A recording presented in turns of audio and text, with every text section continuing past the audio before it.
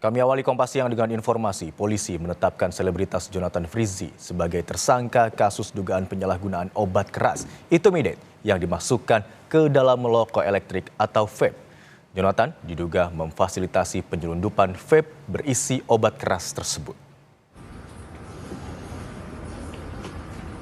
Artis Jonathan Frizzy atau kerap disapa Ijong resmi ditetapkan sebagai tersangka oleh Satres Narkoba Polresta Bandara Soekarno-Hatta, Kota Tangerang, Banten. Jonathan Frizzy ditangkap atas kasus penyalahgunaan obat keras Itomidate yang dimasukkan ke dalam rokok elektrik atau vape.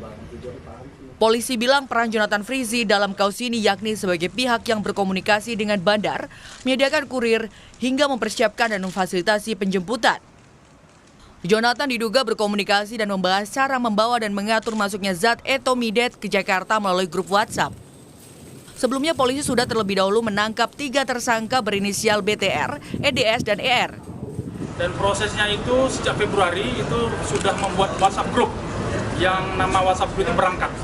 Itulah kemudian ada komunikasi-komunikasi antara JF ini dengan 3 tersangka lainnya. Jadi grup itu hanya terdiri dari 4 orang.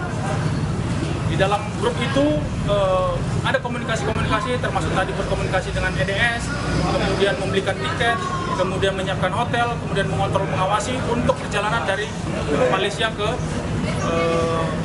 Jakarta.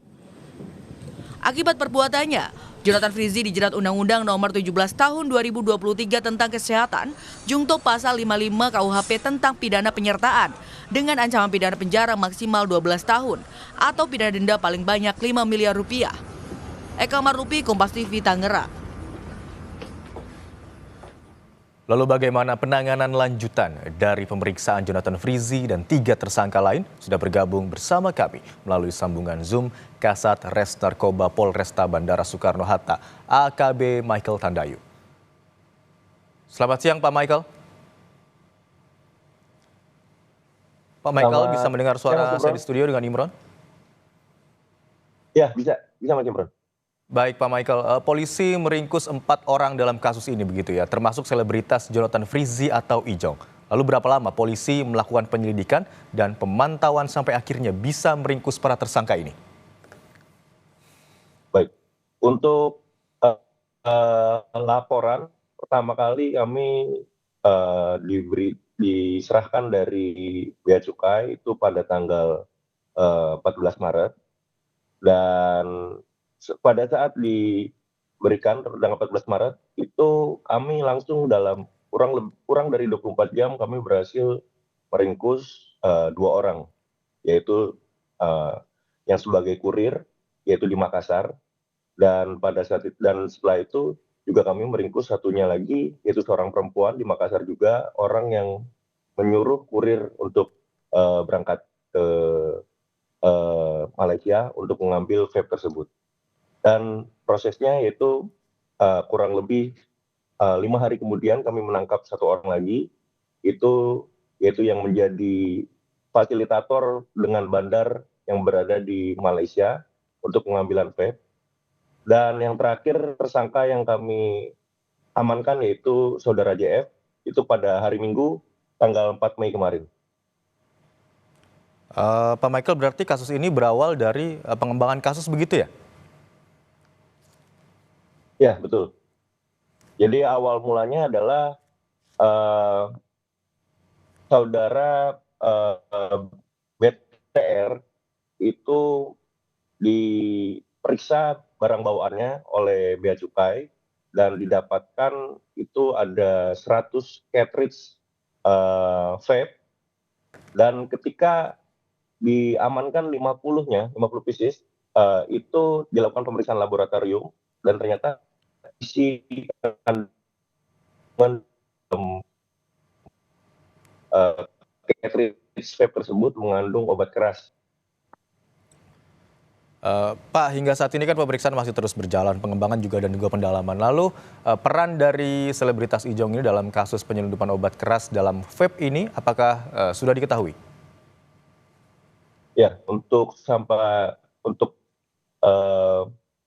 pemeriksaan sudah dilaksanakan untuk terhadap saudara JF dari hari Minggu malam sampai kemarin malam. Dan untuk peran yang saudara JF sendiri adalah yang pertama, dia adalah sebagai dia dan saudara EDS itu merupakan salah satu merupakan inisiator sehingga vape yang berisikan obat keras ini dapat masuk dari Indonesia. Dan yang kedua adalah untuk menjemput vape yang berisikan obat keras ini ke Kuala Lumpur, Indonesia. Lalu perannya saudara JF merupakan orang yang mempersiapkan dan juga penjemputan terhadap kurir beserta pouch atau vape yang berisikan obat keras ini, sehingga vape dan vape ini bisa masuk ke Indonesia dengan aman. Lalu yang keempat, tentunya vape yang berhasil masuk ke dalam ke Indonesia ini sebagiannya merupakan kepemilikan dari saudara JF. Baik, selain saudara JF ini, ada berapa orang yang hingga siang ini sudah ditetapkan sebagai tersangka? Dan bisa dijelaskan mungkin Pak perannya apa saja?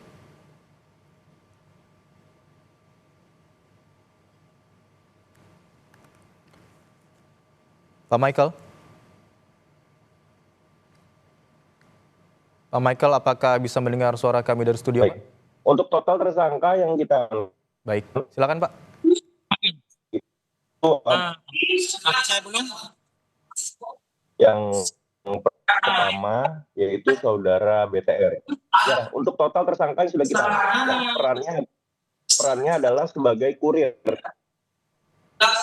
yang menjemput liquid vape yang berisikan obat keras di Kuala Lumpur.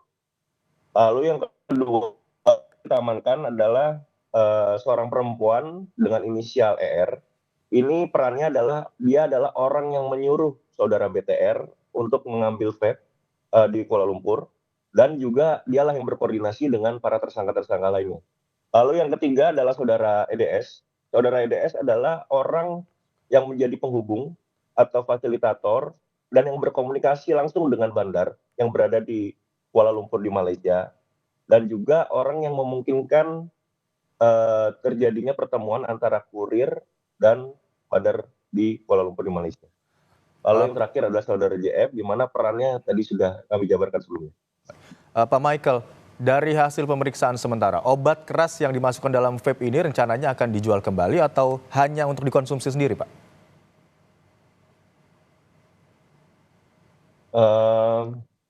Merujuk kepada jumlah dari yang diamankan, yaitu total vape yang dibawa itu totalnya 100, dan yang berhasil diamankan ada 50 vape.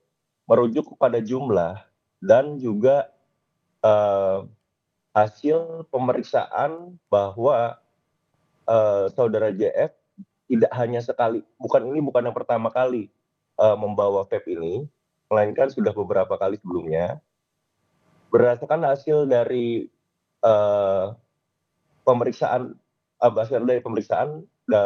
bahwa sebelumnya itu membawa vape itu, dan hasil jumlahnya menurut kami ada kemungkinan besar vape ini akan diedarkan kembali. Baik, kemungkinannya sejauh ini dari hasil pemeriksaan dan juga jumlah vape begitu ya yang dibawa, ada kemungkinan akan dijual kembali. Lalu apakah sudah ada diketahui pihak-pihak yang mungkin memesan begitu atau akan dijual kemana vape dengan kandungan obat keras ini, Pak Michael? Berdasarkan dari hasil penelusuran kami, memang kebiasaan untuk saudara JF biasanya menjual kepada teman-teman dekatnya. Berarti sudah diketahui ya Pak ya, termasuk profesi dari teman-teman dekat Ijong ini atau JF yang memesan, sudah ada buktinya begitu Pak ya? Untuk vape yang saat ini diamankan itu belum ada pemesannya. Namun apabila merujuk kepada pengambilan vape sebelumnya, itu kami sudah ada beberapa nama. Baik, Pak Michael, apa dampak zat yang terkandung dalam cairan vape tersebut dan termasuk dalam golongan obat keras apa Pak? Untuk zat yang berada di dalam